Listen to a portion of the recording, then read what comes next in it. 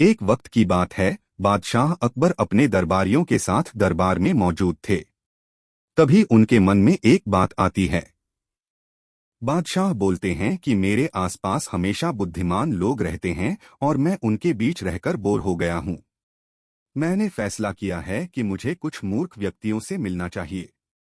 अकबर बीरबल से कहते हैं, तुमने हमेशा हमारी मदद अपने ज्ञान और चतुराई से की है। हम चाहते हैं कि इस बार भी तुम ऐसा ही कुछ करो और हमारे लिए 6 मूर्ख व्यक्ति ढूंढ कर लेकर आओ।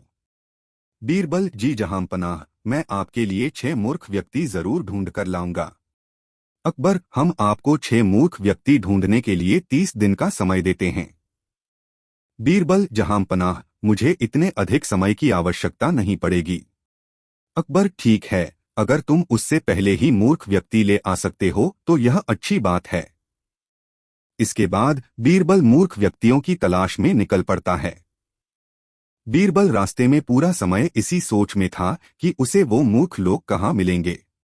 तभी उसे गधे पर बैठा एक आदमी दिखाई देता है, जो सिर पर घास की गठरी रखे हुए था। बीरबल ने तुरंत घोड़ा रोका और उससे उसकी पहचान पूछने लगा। बीरबल, कौन हो तुम? और ऐसे गधे पर बैठकर और घास अपने सिर पर लेकर क्यों जा रहे हो? व्यक्ति, मैं रामू हूं और मेरा गधा कमजोर व थका हुआ है, इसलिए गधे का बोझ कम करने के लिए मैंने घास की गठरी अपने सिर पर रखी है। यह सुनकर बीरबल सोचता है कि मुझे पहला मूर्ख व्यक्ति मिल गया। फिर बीरबल उससे कहता है कि तुम जानवरों के बारे में इतना सोचते हो, इसलिए मैं तुम्हें बादशाह अकबर से इनाम दिलवाऊंगा। यह कहकर बीरबल उस व्यक्ति को अपने साथ चलने के लिए कहता है। इनाम की बात सुनकर रामू बीरबल के साथ हो लेता है। बीरबल और रामू कुछ दूर चले ही थे कि बीरबल को 2 व्यक्ति आपस में लड़ाई करते हुए दिखाई दिए। बीरबल उन दोनों व्यक्तियों को लड़ने से रोकता है और उनसे पूछता है कि तुम दोनों कौन हो और किस बात के लिए लड़ रहे हो। पहला व्यक्ति, जनाब मेरा नाम चंगू है। दूसरा व्यक्ति, और मेरा मंगू है। मंगू, जनाब मुझे चंगू कहता है कि इसके पास शेर है जिसे वो मेरी गाय के शिकार के लिए छोड़ेगा। चंगू, हाँ मैं ऐसा ही करूंगा और मुझे बहुत मजा भी आने वाला है। बीरबल, कहाँ है तुम लोगों की गाय और शेर? मंगू, जनाब जब भगवान हमें वरदान देने आएंगे तो मैं उनसे गाय मांगूंगा और चंगू शेर मांगेगा, जिसे यह मेरी गाय पर छोड़ने की बात कर रहा है। बीरबल, अच्छा यह बात है। उनकी बातें सुनकर बीरबल समझ गया कि उन्हें 2 और मूर्ख व्यक्ति मिल गए हैं।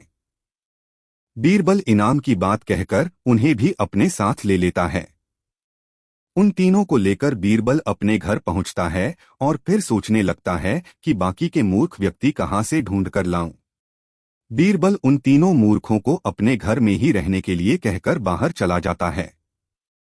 जब बीरबल और मूर्ख लोगों को ढूंढने के लिए बाहर आता है तो उसे एक व्यक्ति दिखाई देता है जो कुछ ढूंढता रहता है।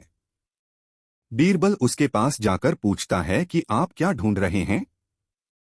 व्यक्ति, जनाब मेरी अंगूठी कहीं गिर गई है जिसे मैं काफी समय से खोज रहा हूं, लेकिन मुझे नहीं मिल रही है। बीरबल, क्या आपको पता है कि अंगूठी कहाँ गिरी थी? व्यक्ति, दरअसल मेरी अंगूठी यहाँ से दूर उस पेड़ के पास गिरी थी, लेकिन वहाँ अंधेरा होने के कारण मैं यहाँ उसे ढूंढ रहा हूँ। बीरबल, अच्छा यह बात है। आप कल हमारे साथ बादशाह के दरबार में चलो। मैं बादशाह अकबर से आपको दूसरी अंगूठी देने के लिए कहूंगा। व्यक्ति, अच्छा ठीक है, फिर खुश होकर अगले दिन सुबह बीरबल दरबार में उन 4 मूर्खों को लेकर पहुंचता है। बीरबल, बादशाह अकबर, मैं आपके कहे अनुसार मूर्ख व्यक्तियों को ढूंढ कर ले आया हूं। अकबर, बीरबल, तुमने तो एक ही दिन में मूर्ख व्यक्ति ढूंढ लिए, क्या हमारे राज्य में मूर्खों की संख्या अधिक है और तुम यकीन के साथ कैसे कह सकते हो कि ये व्यक्ति मूर्ख हैं? बीरबल ने बादशाह से सारी बातें बताई। फिर अकबर कहते हैं कि ये तो केवल 4 ही लोग हैं, बाकी के 2 मूर्ख कहाँ हैं? बीरबल, जहांपनाह यहाँ पर 6 मूर्ख व्यक्ति हैं। अकबर, यहाँ कहाँ हैं और कौन हैं, हमें भी बताओ।